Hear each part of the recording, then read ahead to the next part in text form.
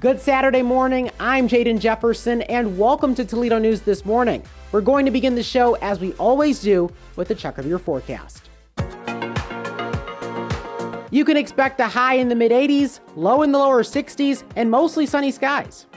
In the wake of claims that Haitian migrants in Springfield, Ohio, are eating people's cats and dogs, something the city's mayor says is not happening, bomb threats have been reported against area schools. And Ohio Governor Mike DeWine has sent support from Ohio State Highway Patrol. Last Sunday on ABC's This Week, the governor spoke about his thoughts on the claims. As a supporter of the Trump-Vance ticket, he would like the focus to be put back on the issues. But do you see any evidence as governor of the state that Haitian immigrants are eating pets? No, absolutely not. That's what the mayor said. That's what the chief of police has said. I think it's unfortunate that this came up. Let me tell you what we do know, though. What we know is that the Haitians who are in Springfield are legal. They came to Springfield to work. That same day, Trump's running mate and Ohio U.S. Senator, J.D. Vance, appeared on CNN's State of the Union. So my attitude is listen to my constituents. Sometimes they're going to say things that people don't like, but they're saying things that people don't like because their town has been overwhelmed, and it's my job to try to fight for them and to protect them. Now, Springfield's mayor has not denied that there are certainly challenges that come with an influx of population. However, he has said in many interviews these allegations have no basis. Obviously, this is all unfolding amid November's presidential election, as the race continues to be a tight one.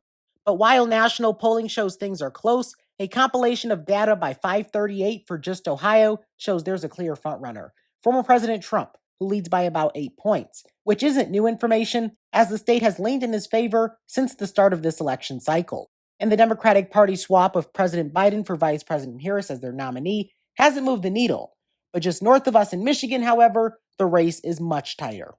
The group Citizens Not Politicians wants to change the way Ohio draws its state House and Senate maps, and it's something voters will be deciding on in November under the name Issue 1. Opposed to the current Ohio Redistricting Commission, which the group argues produces gerrymandered results, they propose a commission of 15 regular citizens, 5 Democrat, 5 Republican, and 5 Independent.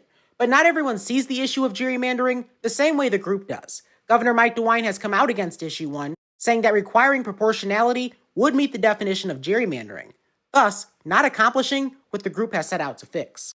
Toledo Mayor Wade Kapsakavage has been hosting Wednesdays with Wade events, which serve as an opportunity for Toledoans to ask questions and get updates on the city's progress for a few years now. And on Wednesday, October 2nd, the mayor will be continuing this tradition in the form of a Facebook Live on the city's page. It'll run from 5 to 6:15.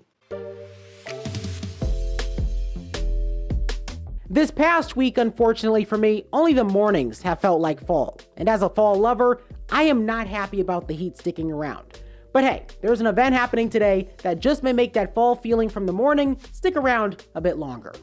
The Old West End Autumn Market, held at the Agnes Reynolds Jackson Arboretum, begins at 10 this morning and runs through 5 p.m. Welcome to the cafe, where community and commentary come together.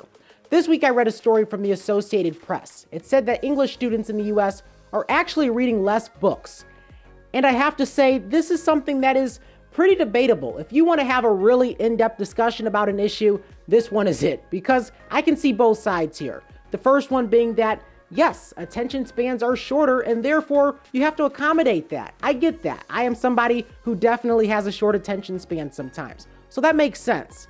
But at the same time, though, I do see the argument that we're kind of losing the value in a long-form story. I mean, good storytelling takes time. I say even my best news pieces take a lot of time to put together and in turn are a bit long.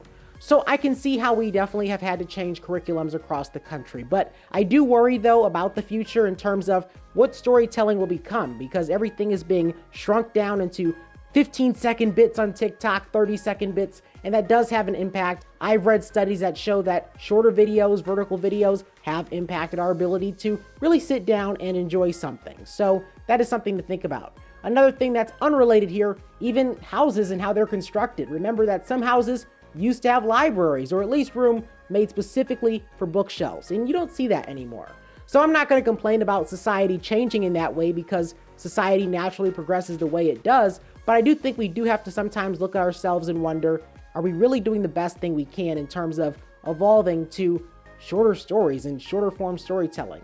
And if you have a student at home, maybe ask them about this, because they might have an interesting answer or perspective that you didn't think about. That is The Cafe. I'm Jaden Jefferson. Thanks so much for watching Toledo News This Morning. An all-new Community Focus is out tomorrow. But in the meantime, have a lovely Saturday.